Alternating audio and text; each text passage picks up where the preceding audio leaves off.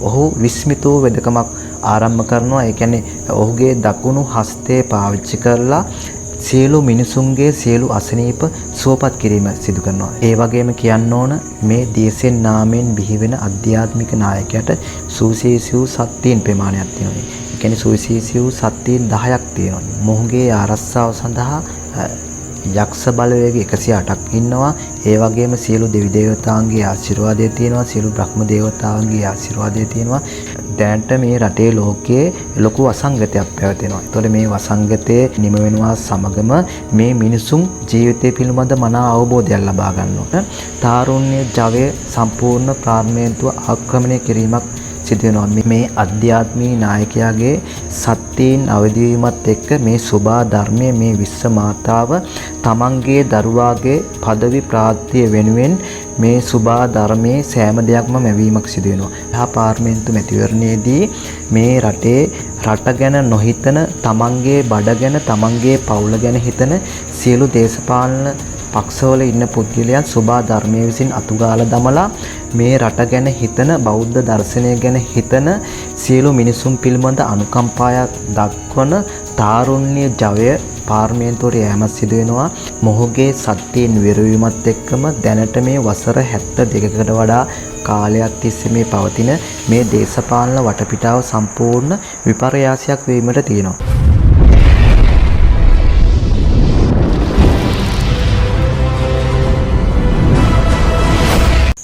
ආයිබෝවන් මම ලසිත ඉසිවර අසපුව නාලිකාව හා සම්බන්ධ වූ බොහෝ දෙනෙක් මා පිළිබඳ දැනුවත්.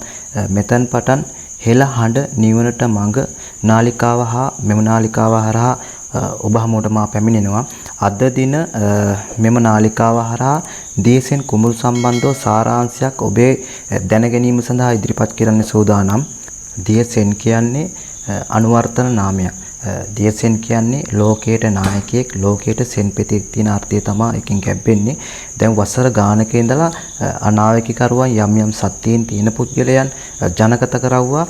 දියසෙන් කියන අධ්‍යාත්මී නායකයෙක් අනාගතයේදී බිහි වෙනවා. ඒ අනාගතයේ බිහි වෙන අධ්‍යාත්මී නායකයා හරහා මේ රට බෞද්ධ දර්ශනයෙන් ගොඩ නැගෙන රටක් හා බෞද්ධ දර්ශනය මේ රටේ සිට වෙන රටවල් වලට ව්‍යාප්ත වීමක් සිදු වෙනවා කියලා. ඒ කියන්නේ අනාගතයේදී මේ රට මූලික කරගෙන මුළු ලෝකයක් බුදුදහමෙන් බැබලෙනවා කියන එක අනාවැකිකරුවන් හා යම් සත්‍යයෙන් තියෙන පුද්ගලයන් කාලයක් තිස්සේ ගෙනෙන මතයක් මේක. එතකොට ගෞතම බුදු පියාණන් වහන්සේ මේ ඉපදී මෙරි මහ පොළොවට පස්වෙලා යන මේ සියලු දෙව් මිනිසුන්ගේ දුක දැකලා අසංකේය කල්පගණම් දසපාරමිතා පරිපූර්ණ කිරීම සඳහා ඉපදී මෙරි අනේක වූ දුක් කඳුළු විඳලා මේ සියලු දෙව් මිනිසුන් වෙනුවෙන් දසපාරමිතා පරිපූර්ණ කරලා මේ සුභා ධර්මයේ අභිබවලා අවසානට බුද්ධත්වයේ කරාපත් වෙලා උතුම් වූ නිවන් දොරටුව විවර කරනු ලැබුවා. එය බුද්ධ අධිෂ්ඨානයට අනුව වසර 5000ක් දක්වා පැවතෙනවා. එතකොට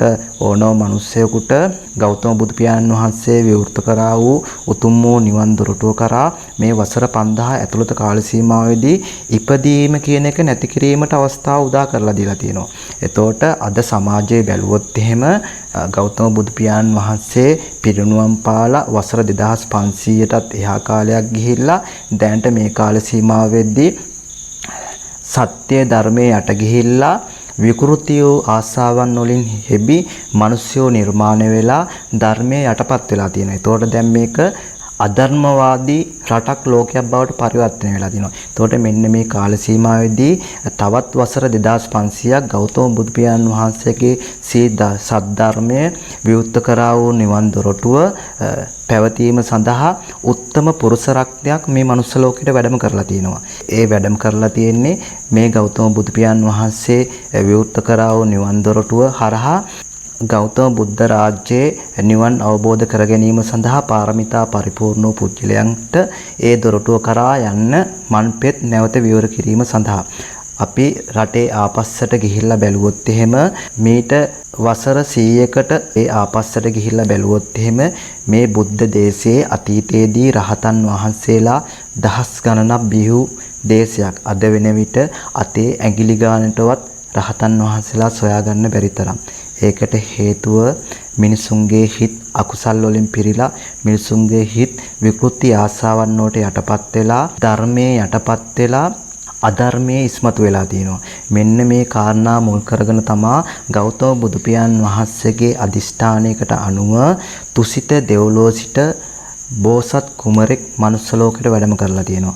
එතකොට මේ කාල සීමාවේදී ඔහු ජීවිතය පිළිබඳ අවබෝධය ලබා ගනිමින් මේ මිනිස්යන් අතරම සමාජයේ ගැටෙමින් ඔහුගේ සත්‍යීන් අවදි කරගන්න කාල සීමාවක් තමයි මේ. එතකොට ඔහුගේ සත්‍යීන් අවදි කරගත් පසු 2024 2025 කාල සීමාවේදී ඔබ හමුවට එනවා. ඔහු මේ වෙනතෙක් ඔබට හඳුනා ගැනීමට හැකියාවක් නැහැ. ඒට හේතුවක් තියෙනවා. මේ සෝභා ධර්මයේ මේ විශ්ව මාතාව ඔහුගේ ආරක්ෂාව සඳහා ඔහු හඳුනා ගැනීමට බැරි වෙන විදිහට ඔහුට සම්පූර්ණ අඳුරක් ආරක්ෂාවක් විදිහට දමා තියෙනවා. ඒතකොට යම් සත්‍යයක් තියෙන පුද්ගලයෙකුට ඔහුව සාමාන්‍යයෙන් හඳුනා ගැනීමට බැහැ. දැනට ඔහු හඳුනා ගැනීමට හැකි වෙන්නේ සසර පුරා ඔහුගේ දසපාරමිතා පරිපූර්ණ කර ගැනීම සඳහා ඔහුට උදව් වූ යම් කොට්ටාසයකට පමණක් දැනට ඔහු හඳුනා ගැනීමට හැකි වී තියෙනවා. දැනට ඔහු සාමාන්‍ය මිනිසෙක් වශයෙන් ජීවිතේ පිළිබඳ අවබෝධයක් ලබා ගනිමින් ඔහුගේ සත්‍යීන් අවදි කර ගනිමින් සිටින පුද්ගලෙක්. පෙර භවයන්හි අකුසල් දුරුපත් කරමින් මේ ආත්ම භවයේදී කුසල් වඩමින් ඔහුගේ සත්‍යීන් අවදි කර ගනිමින් සුභා ධර්මයට අනුගත වෙමින් සාමාන්‍ය ජීවිතයක් ගත කරනවා. මොහුගේ සත්‍යයෙන් අවදි වූ පසු ඔහු අභිභා යෑමට හැකියාව උදා වෙන්නේ නැවත බුදු කෙනෙක් මේ මහ පොළොවට පා තැබුවොත් පමණයි.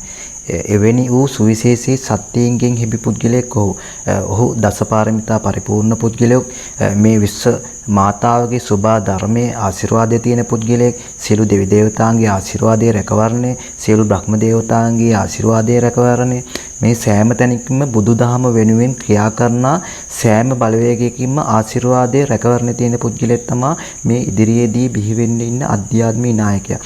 මේ අධ්‍යාත්මික නායකයා කියන්නේ මේ රටේ රජකම් කරන්න එන පුද්ගලයෙක් නෙමෙයි.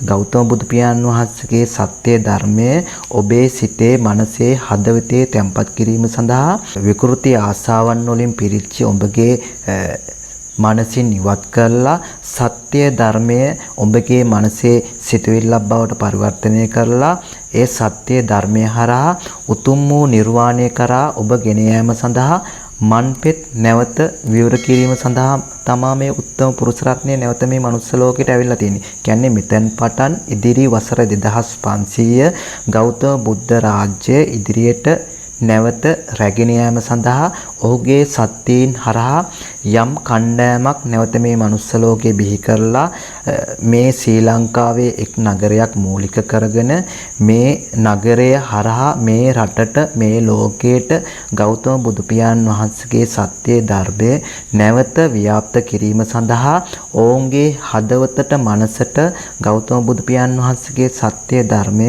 නැවත ස්පර්ශ කිරීම සඳහා පැමිණීමේ උත්තම වූ මනුස්ස රත්නයක්. මොහුගේ සත්‍යයෙන් විරවීමත් එක්කම දැනට මේ වසර 72කට වඩා කාලයක් තිස්සේ මේ පවතින මේ දේශපාලන වටපිටාව සම්පූර්ණ විපර්යාසයක් වීමට තියෙනවා. එතකොට මේ දැනට ඉන්න දේශපාලනයේ ඉන්න පුද්ගලයන් බොහෝ දෙනෙක් සුභා ධර්ම විසින්ම ඉවත් කරලා මේ දේශපාලනය කියන එකට තරුණ පිරිස ඇතුල් වීමක් සිදු වෙනවා. මේ අනාගතයේදී මම මේ කියන්නේ හෙට අනිද්දා වෙන්න තියෙන දෙයක් නෙමෙයි. ඊළඟ පාර්ලිමේන්තු මැතිවරණයටත් එහා පාර්ලිමේන්තු මැතිවරණයේදී මේ රටේ රට ගැන නොහිතන තමන්ගේ බඩ ගැන තමන්ගේ පවුල ගැන හිතන සියලු දේශපාලන පක්ෂවල ඉන්න පුද්ගලයන් සුභා ධර්මයේ විසින් අතුගාලා දමලා මේ රට ගැන හිතන බෞද්ධ දර්ශනය ගැන හිතන සියලු මිනිසුන් පිළිබඳ අනුකම්පාවක් දක්වන තාරුණ්‍ය ජවය පාර්ලිමේන්තුවට යෑමක් සිදු වෙනවා. ඒක මේ ඉදිරි පාර්ලිමේන්තු මැතිවරණයේදී බලා ගන්න පුළුවන්. ඉන්නවාට වැඩිය තාරුණ්‍ය පිරිසක් පාර්ලිමේන්තුවට ඇතුල් වීමක් සිදු වෙනවා. ඒ වගේම ඊළඟ පාර්ලිමේන්තුවෙන් පසු පාර්ලිමේන්තු මැතිවරණයේදී සුභා ධර්මයේ ආශිර්වාදයේ සත්‍ය විසින්ම තාරුණ්‍ය ජවය සම්පූර්ණ පාර්ලිමේන්තුව ආක්‍රමණය කිරීමක් සිදු වෙනවා. මේ බඩ ගැන හිතන තමන්ගේ පවුල් පසුබිම ගැන පමණක් හිතන මේ සියලු දේශපාලනින් මේ පාර්ලිමේන්තුව කියන එකෙන් එළියට විසිකීමක් සිදු වෙනවා. එතකොට මේ අධ්‍යාත්මික නායකයා කියන්නේ රජකම් කරන්නවත් පාර්ලිමේන්තුවට ඇතුල් වෙන්නවත් එන පුද්ගලයෙක් නෙමෙයි. ඔහු විසින් මේ රටේ ඔහු විසින් මේ රට පෙර එස්සේසත් කෙරූ ඔහු බුදු වෙන ආත්ම භවයේදී ඔහුගේ දකුණු ශාඛාව මේ රටේ රාජ අභිෂේකපත් කරනු ලබනවා. ඒ කියන්නේ ඔහුගේ ආශිර්වාදයේ යටතේ ඔහු මේ රටේ රාජ අභිෂේක ලබනවා. ඊට පස්සේ ඉන්පසු මේ අධ්‍යාත්මික නායකයාගේ ආශිර්වාද සත්‍ය යටතේ මේ සුභා ධර්මයේ ආශිර්වාද සත්‍ය යටතේ මේ අධ්‍යාත්මික නායකයාගේ මඟ පෙන්වීම යටතේ ඒ රජු විසින් ඒ ජනාධිපති විසින් මේ රට ගෞතම බුදු පියාණන් වහන්සේගේ සත්‍ය ධර්මයේ මූලික කරගෙන පුරාණයේ පැවති මේ කුසිකර්මාන්තයේ මූලික කරගෙන මේ රට නැවත සංවර්ධනය කරා සංවර්ධනය කරා ගොඩ නැගුණු රටක් බවට පරිවර්තනය වීමක් සිදු කරනවා. මේ අධ්‍යාත්මික නායකයාගේ සත්‍යයෙන් අවදිවීමත් එක්ක මේ සුභා ධර්මයේ මේ විශ්ව මාතාව තමන්ගේ දරුවාගේ পদවි ප්‍රාප්තිය වෙනුවෙන් මේ සුභා ධර්මයේ සෑම දෙයක්ම මැවීමක් සිදු වෙනවා. කලට වෙලාවට වහිනවා වගේම පොළවේ හදනා සෑම බීජයක්ම සාරවත් ලෙස පළදාව දැරීමක් සිදු වෙනවා. මේ කරන්නේ මේ සුභා ධර්මයේ විසින් විශ්ව මාතාව විසින්. ඒ කිරීමට හේතුව තම දරුවාගේ পদවි ප්‍රාප්තිය වෙනුවෙන් සෑම දෙයක්ම ඔහු වෙනුවෙන් මේ රටවැසියන්ට ලබා දීමක් සිදු වෙනවා. එතකොට ඔහුගේ සත්‍යයෙන් අවදි වෙන කාල සීමාවේදී අධර්මවාදී මිනිසුන්ගේ හිත් තුළ ධර්මානුකූල සිතුවිලි පහළ ගන්න කාලයක් බවට පරිවර්තනය වෙලා තියෙනවා. දැනට මේ රටේ ලෝකයේ ලොකු වසංගතයක් පැවතෙනවා. එතකොට මේ වසංගතයේ නිම වෙනවා සමගම මේ මිනිසුන් ජීවිතය පිළිබඳ මනා අවබෝධයක් ලබා ගන්නවා. එතකොට මේ විකෘති ආසාවන් වලින් ගෙවපු ජීවිතය පිළිබඳ කලකිරීමෙන් ලක් වෙනවා. ඔවුන් තේරුම් ගන්න අවසානට අපට ඉතුරු වෙන්නේ මේ ගෞතම බුදු පියාණන් වහන්සේගේ සරණ විතරයි කියලා. මේ ගෞතම බුදු පියාණන් වහන්සේ පෙන්වූ මඟ විතරයි කියලා. එතකොට මේ අධ්‍යාත්මික නායකයා විසින් මේ සුභා ධර්මයට මුසු කරන්නා වූ ප්‍රාර්ථනා සත්‍යයෙන් සුභා ධර්මයේ විසින් මේ සියලු මිනිසුන්ගේ මනස ධර්මයෙන් සූපත් කිරීමක් වෙනවා. ඒ ධර්මයෙන් සූපත් කිරීමත් එක්ක මේ රට වැසියන් මේ අධ්‍යාත්මික නායකයා කරා එක්වීමක් වෙනවා. ඒතකොට මේ රටේ පිරිස අධ්‍යාත්මික නායකයාට එක්වීමක් වෙනවා. අධ්‍යාත්මික නායකයා ඉදිරියට යා යුත්තේ කුමන මඟක් ඔස්සේද කියලා ඔවුන්ට පැහැදීමක් ලබා දෙනවා. ඔවුන්ගේ මනසට ධර්මානුකූල සිතුවිලි පහළ කිරීමක් සිදු වෙනවා. ඒ හරහා ඔහු පෙන්නන හෙළ රජෙක් නැවත මේ රටේ අභිෂේකයට පත් කිරීමක් සිදු වෙනවා. ඒ හරහා තමා මේ රට නැවත සංවර්ධනය කරා ගොඩ නැගුණු රටක් බවට පරිවර්තනය වෙන්නේ. ඒ වගේම කියන්න ඕන මේ දේශෙන් නාමයෙන් බිහි වෙන අධ්‍යාත්මික නායකයාට සුවිශේෂී වූ සත්‍යීන් ප්‍රමාණයක් තියෙනවා. ඒ කියන්නේ සුවිශේෂී වූ සත්‍යීන් 10ක් තියෙනවා. ඒතකොට ඒ සත්‍යීන් පිළිබඳ ඉදිරි වැඩසටහනේදී දීර්ඝ විග්‍රහයක් කරන්න සූදානම්. මේ අධ්‍යාත්මික නායකයාගේ සුවිශේෂී ලස්සන කීපයක් තියෙනවා. මේ අධ්‍යාත්මික නායකයාගේ සත්‍යයෙන් විවර වෙන්න මේ සියලු මිනිසුන් ඔහු කෙරේ ආකර්ෂණයට ලක්වීමක් සිදු වෙනවා. මේ ආකර්ෂණයට ලක්වීමත් එක්ක මිනිසුන් ඔහු කියන දේ කරන්න පටන් ගන්නවා. ඔහු පෙන්නන මග යන්න පටන් ගන්නවා. එතකොට ඒත් එක්කම සුභා ධර්මයේ ආශිර්වාද ලැබෙනවා. ඔහු කියන මග යනවාත් එක්කම සුභා ධර්මයේ විසින් ඔවුන්ට ඕන කාරණා ඉෂ්ට කර දීමක් සිදු වෙනවා. ඒත් එක්කම මේ රටේ ජනතාව ඔහුට ගෞරව නම්බුනාම දීලා ඔහුව අදහන්න පටන් ගන්නවා. ඔහු කියන දේ විශ්වාස කරන්න පටන් ගන්නවා. ඔබ කියන්න පුළුවන් බුදු කෙනෙකුට විතරයි නිවන් දොරටුවක් විවෘත කරන්න පුළුවන් කියලා. එතකොට මම මේ අධ්‍යාත්මික නායකයා බෝසත් කුමරු නිවන් දොරටුවක් විවෘත කරනවා කියන එක නෙමෙයි මම මේ කියන්නේ. ගෞතම බුදු පියාණන් වහන්සේ විවෘත කරා වූ නිවන් දොරටුව මේ වෙද්දි අඳුරෙන් වැහිලා තියෙනවා.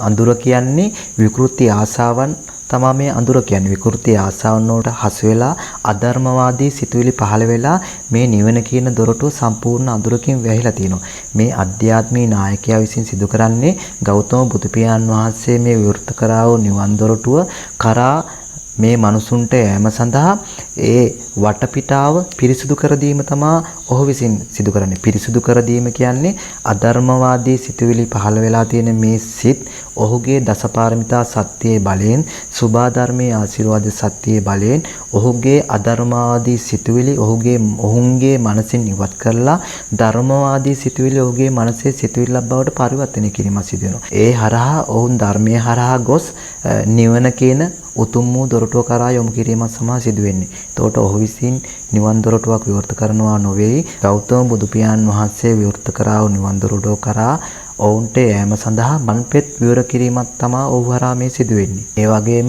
කියන්න ඕන මොහුගේ ආරක්ෂාව සඳහා යක්ෂ බලවේග 108ක් ඉන්නවා. ඒ වගේම සියලු දෙවි දේවතාවන්ගේ ආශිර්වාදය තියෙනවා. සියලු බ්‍රහ්ම දේවතාවන්ගේ ආශිර්වාදය තියෙනවා. මේ විශ්ව මාතාවගේ රැකවරණයේ ආශිර්වාදය තියෙනවා. ඒ වගේම පාර්වතී මෑණියන්ගේ නිරතුරුවම ආශිර්වාදයේ සෙනෙහස බත්තිය සෑම වෙලාවකම තියෙනවා. මේ අධ්‍යාත්මී නායකයා දැනටත් අඳුරක් මැද රැස් විහිදමින් ඉන්නවා කිව්වොත් ඒ නිවැරදි.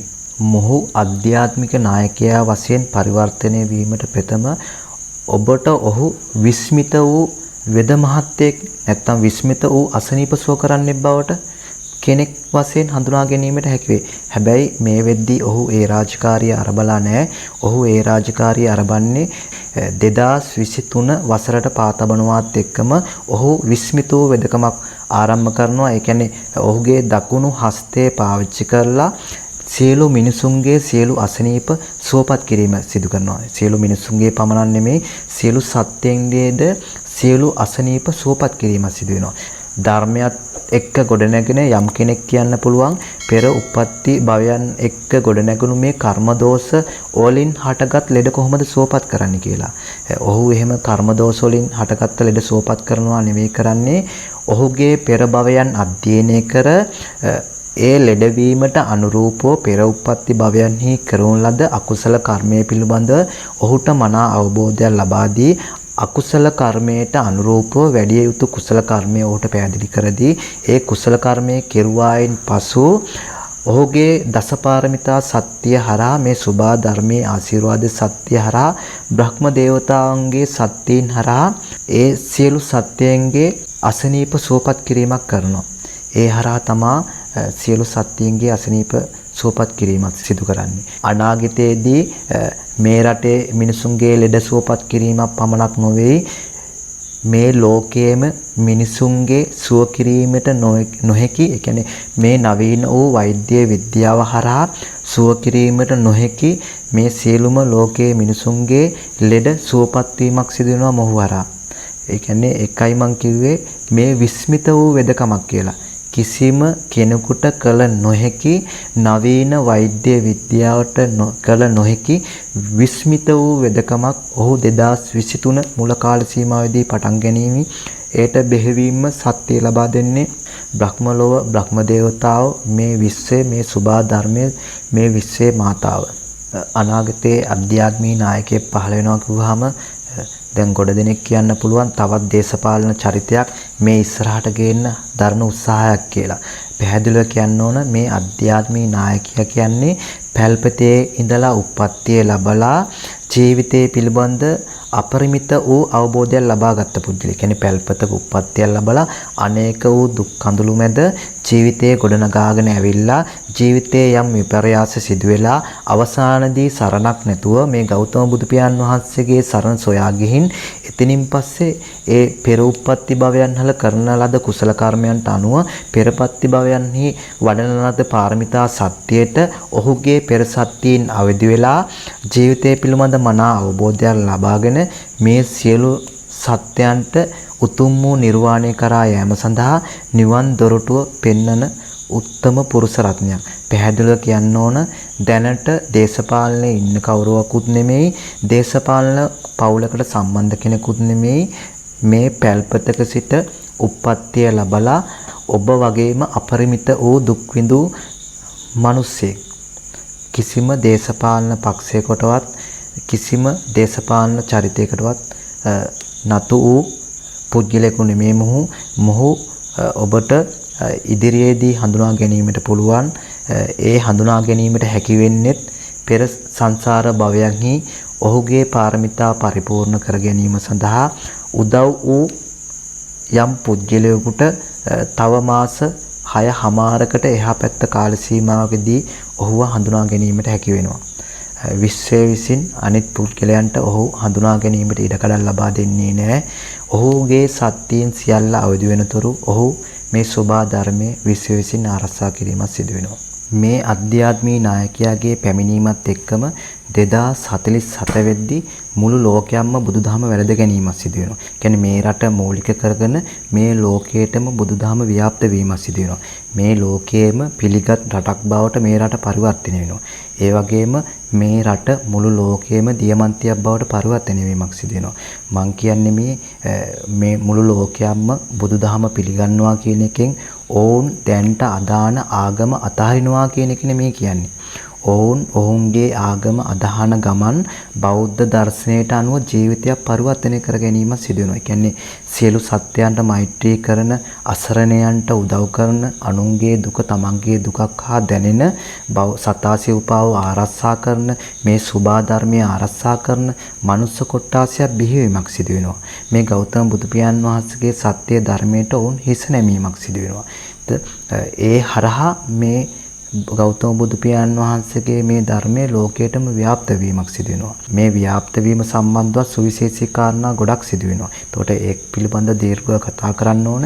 ඒ සම්බන්ධව ඉදිරියේදී කතා කරන්න සූදානම්. මේ උත්තම පුරුෂ රත්නයත් එක්ක මේ බෝධිසත්ව කුමරුත් එක්ක සුවිශේෂී කණ්ඩායමක් මේ මනුස්ස ලෝකෙට ඇවිල්ලා ඉන්නවා. එතකොට දැන් ඔවුන් මේ රටේ මෙන්ම විවිධ රටවල් වල ස්ථානගත වෙලා තියෙනවා. එතකොට ඔවුන් දන්නේ නැහැ ඔවුන් කුමන රාජකාරියක් සඳහා මේ උප්පත්තිය ලැබුවද කියලා. මේ සුභා ධර්මයේ විසින් අදාළ කාල සීමාවෙදී ඔවුන් බෞද්ධ දර්ශනයට නැඹුරු කරලා ඔවුන් ආපු අරමුණට යොමු කිරීමක් වෙනවා. එතකොට මේ බෝධිසත්ව කුමරුත් එක්ක මේ තුසිත දෙව්ලොව සිට බ්‍රහ්ම ලෝකවල වල සිට මේ දිව්‍ය තල සිට ආපු 108ක කණ්ඩායමක් ඉන්නවා. එතකොට මේ 108 කණ්ඩායම දැනට මේ රටේ මෙන්ම මේ ලෝකේ පුරාම ව්‍යාප්ත වෙලා ඉන්නවා. එතකොට ඔවුන් දැනට ඔවුන්ගේ සාමාන්‍ය ජීවිතයක් ගෙමින් ඔවුන්ගේ රාජකාරීම් කරමින් සිටිනවා. හැබැයි ඔවුන් දන්නේ නැහැ ඔවුන් මේ බෞද්ධ දර්ශනය ගොඩනැගීම සඳහා මේ ගෞතම බුදු පියාණන් වහන්සේගේ මේ උතුම් වූ ධර්මය ගොඩනැගීම සඳහා දිව්‍ය තල සිට බ්‍රහ්ම ලෝකෙ සිට මේ මනුස්ස ලෝකෙට වැඩම කරපු පුද්ගලයන් කියලා ඔවුන් දන්නේ නැහැ. හැබැයි අනාගතයේදී ඔවුන්ට ඒ දැන ගැනීමට හැකියාව උදා වෙනවා. ඒ දැන ගැනීමට හැකි වෙන්නේ මේ අධ්‍යාත්මී නායකයාගේ සියලු සත්‍යයන් විවරුණාට පසු.